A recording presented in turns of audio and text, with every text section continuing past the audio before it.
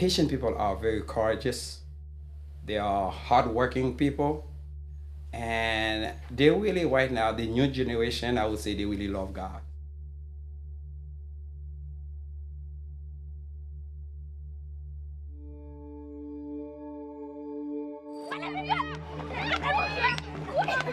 The young people, they are looking for God.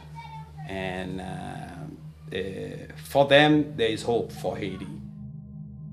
This ministry is working together with them to make a change. I am blessed. I am blessed. I am blessed. Every day that I live, I am blessed. When I wake up in the morning till I wear my head to west, I am blessed. I am blessed. Thank you so much. Make me very proud. I would say the Haitian people are surviving, but they will not live a life.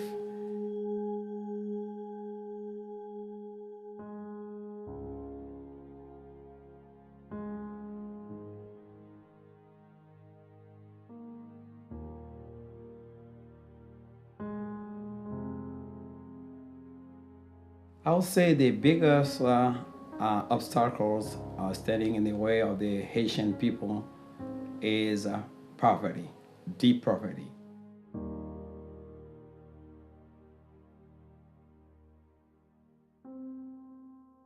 All the resources of the country, they are either destroyed or no government to take advantage of the blessing that God gave to Haiti. It's not God love another country better than Haiti, but 4 years after our independence, we only have corrupted governments. It has been like that for years, even when I grew up. And until today I came back, I don't see any real change in the country.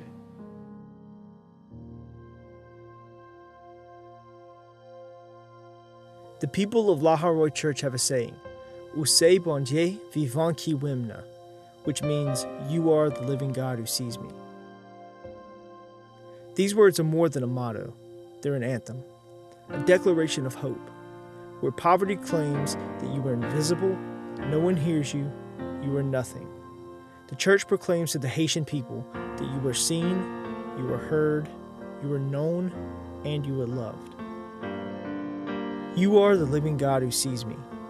These words tell a story of faith, courage, and sacrifice as the good news of the gospel emerges out of brokenness and despair. They tell the story of a man whose ministry is bringing life-changing opportunity into one of the poorest regions on the planet. The story of Dortal Sidor.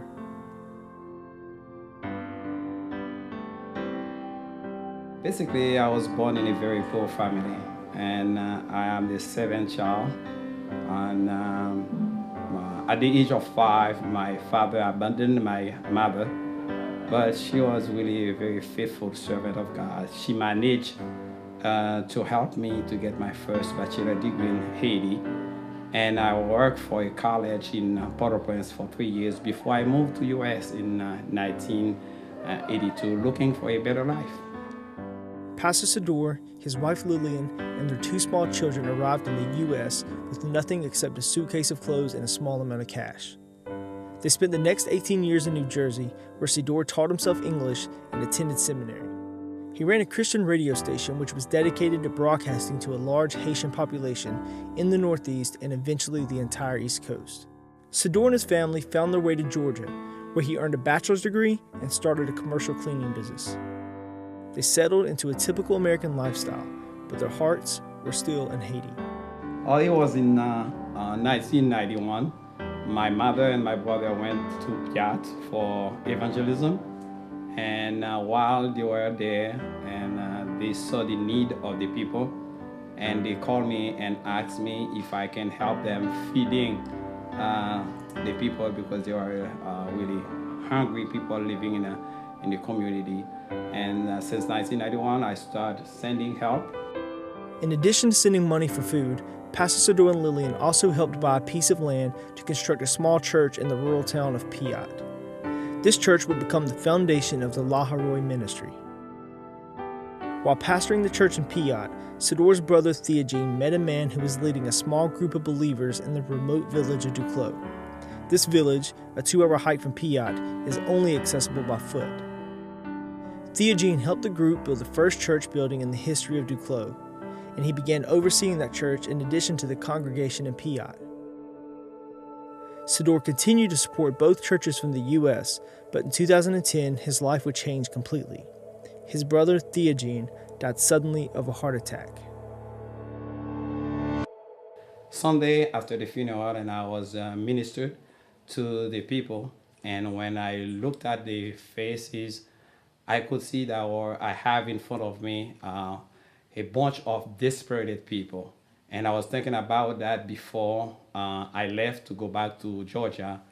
And while I was sitting at the airport waiting for my next flight in Miami, I felt that the Holy Spirit asked me, what are you going to do with those people you have seen in Piat?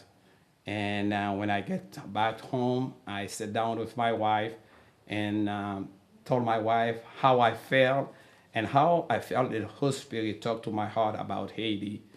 And we start praying about it. And after that, we sat down together and have decided to come back to Haiti to work full time because we didn't want to let this ministry fall apart. In December 2011, Sador left his comfortable American life behind. God had been preparing him for this moment for 20 years. When I decided to go back to Haiti, many of my friends said that Sador is crazy because usually people don't leave United States and go back to live in Haiti. And until today, I have some friends who still believe that was not a good choice, leaving my children and everything else to go back to Haiti. But I'm so pleased now with God is doing, and I know one day they will see that God has a plan for me, and that was a good choice that I made. After returning to Haiti, Pastor Sador took the place of his brother in leading the congregations in Piat and Duclos. He also planted a new church a few miles away in the coastal town of Montouil. Even though the church in Montouil is relatively new, it has grown tremendously over the past 5 years. And on some Sundays, there is standing room only. 2 more churches have been planted in nearby villages within the past few months. To open our new churches, what we do is we usually we take like 3 or 4 days. We go house to house for evangelism in the morning and afternoon. In the place where we're going to open the church, we have like a crusade for 3 nights. We do that outdoors because we don't have a church built yet. We put our sound system, we blow the gospel around the area. Each congregation has its own leadership and staff, but all of these churches are overseen by Pastor Sador. The churches are an essential part of the community, loving their neighbor by caring for the elderly, disabled, and poor while combating the spiritual darkness of voodoo. They know that poverty alleviation is much deeper than providing material goods to the most vulnerable. Their ultimate goal is to spread the gospel, to tell the world that there's a God who sees them.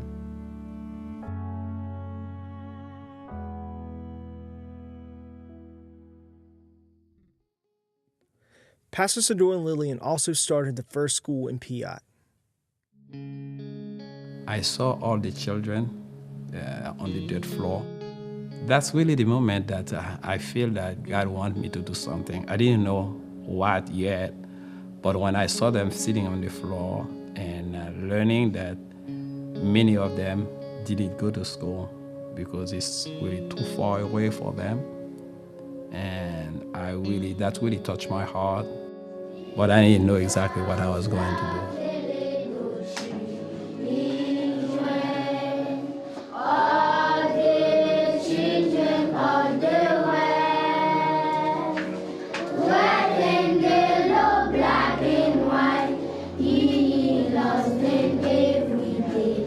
Jesus loves the little children. in all the world. One of our presidents, his name is Aristide, he often say that good education raise men to dignity. And we believe this is really part of Mission Lahai-Roi.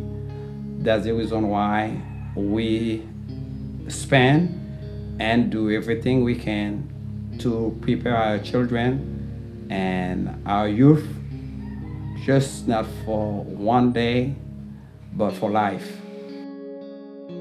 The school was started with 65 children in one room. In 2012, the ministry was able to purchase a parcel of land and begin construction on the first school in the history of the village. Since that time, multiple buildings have been added and enrollment has grown to 225 students in 1st through 5th grades. The children receive a quality education and 2 nutritious meals a day, which is a significant benefit not available to most people in the community. More importantly, the students are exposed to a biblical truth and shown the love of Christ by highly qualified and dedicated teachers and staff. School is a Christian school. So from the age 3, we start with prayer, we start with Bible instruction, and we teach them in a way that they can apply what they have learned throughout life. So we really believe that the education that we offer here can raise our children to dignity. Operating costs at Lahai-Roi School are about $230 per student per year. This covers the cost of food, uniforms, and supplies for the children, plus salaries for teachers and staff. Since most of the students who attend the school live in extreme poverty, a majority of the cost is covered by ministry partners in the U.S. and Haiti. Scholarships are offered for students who cannot qualify financially. We have more than half children in the community who really cannot go to school.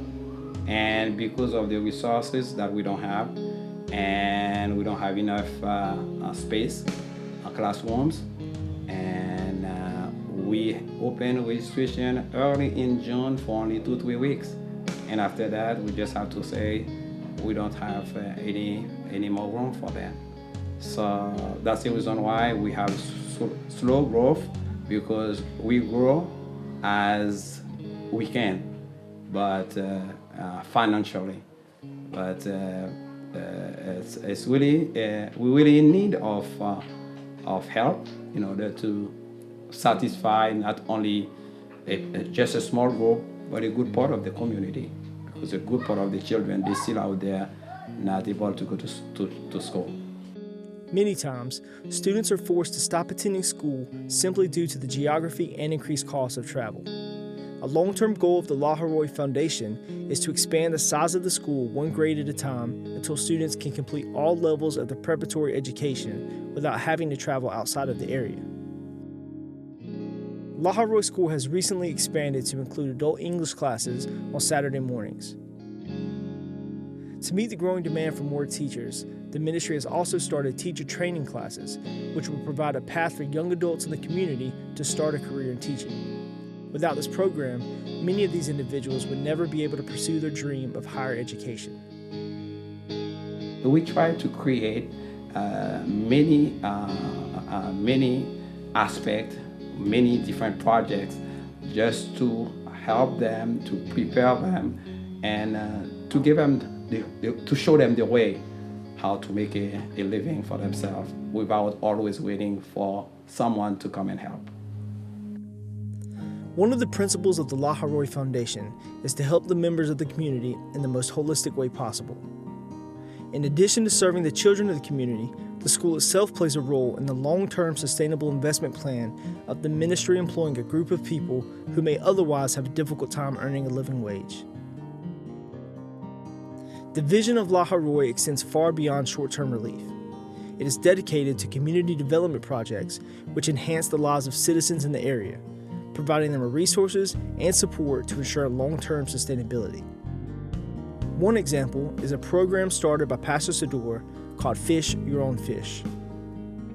And it works so good because last year we have a woman who usually carry her basket of banana to go to sell to the open market.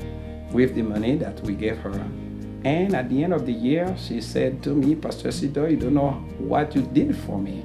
I used to carry my basket of banana to the open market, but this year, with the benefits, I bought me a donkey. And she was laughing, happy.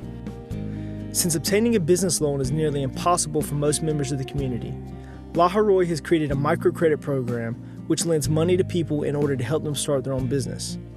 Participants in this program pay back the low-interest loan, and that money is then advanced to someone else. Additionally, Pastor Sidor loans out the school's oven and provides supplies at cost. This creates jobs for the members of the Piat community who sell bread at the local markets.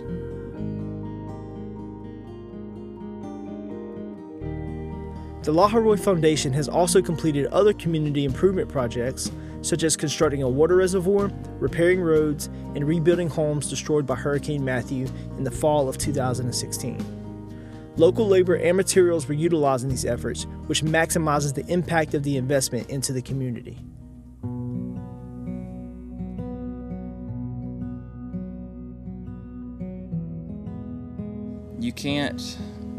You really just can't put into words. It's hard to describe to someone else until you see it yourself.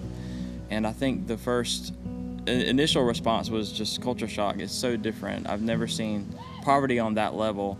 But then as you get to know the people better and you visit with the different towns and the different churches and people in the community, you really begin to get a sense of who the people are here. And so what struck me is how resilient people are even in the face of poverty, and seeing what the Lord is doing here through the ministry of Pastor Sidor and the churches that he has here. It's hard to put into words the impact, but I think the best way to describe it is once you see it, you want to join in. Like once you see the need and once you see what is being done here, you can't help but want to get involved. Seeing what you see here means, that I have to be involved in it. I have to see that, if there's a small part I can play in just even a few lives, then, what an opportunity to, to send $20 or $30 or $40 a month to change a life. Send 2 kids to school or those sorts of things. That's a massive thing. I would say that it is a blessing to have people around U.S., partners and donors to support us, to support this ministry, because in the beginning it was my small personal resources that we started, and we won't be able to be where we are today if we did not have partners in US, and we are so grateful and we thank God for them. We are praying so God can bring more partners, more donors, so we can do more in the communities. The Lahai-Roi Foundation is committed to long-term development strategies focused on achieving lasting change in this community. The ministry strives to help the people it serves restore broken relationships with God, self, and the rest of creation, which leads to healing, redemption, and restoration. I love this passage, Matthew 25. And this is where Jesus stated the word that I was hungry, you fed me. I was thirsty, you gave me drink. And I was in prison, you visited me. And I didn't have a place to live, you invite me in. And he said that people, when they heard that, they will say, when did we do that for you, Lord? And the Lord will say that each time you did it for the least of my brother, you did it for me. While the rest of the world may define Haiti by its suffering, the believers in Haiti know that there is a living God who sees them, who provides for them, and is ultimately redeeming them. In Genesis 16, verse 14 and 16, we found the story of Hagar. She was in the desert where she needed water to drink. She found a well. She called the well Be'er Lahai-Roi in Hebrew, which means you are the living God who sees me. You are the living God who sees me. Ou c'est bon Dieu vivant qui aime là. You are the living God who sees me. You are the living God who sees me. You are the living God. You are the living God who sees me. C'est bon Dieu vivant qui aime. You are the living God who sees me. C'est bon Dieu vivant You are the living God who sees me. Qui aime. You are the living God who sees me.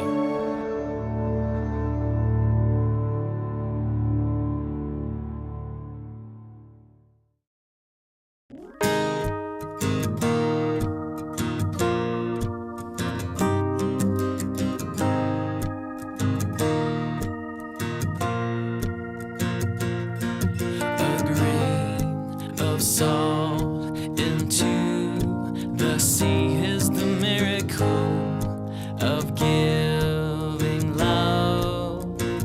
But when you sail upon the water free, it will carry you along.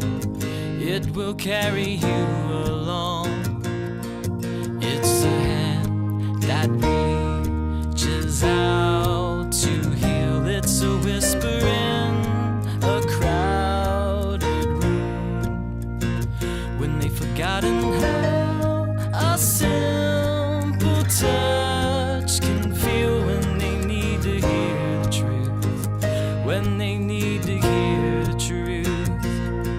A taste of wine, of bread divine will ever be enough.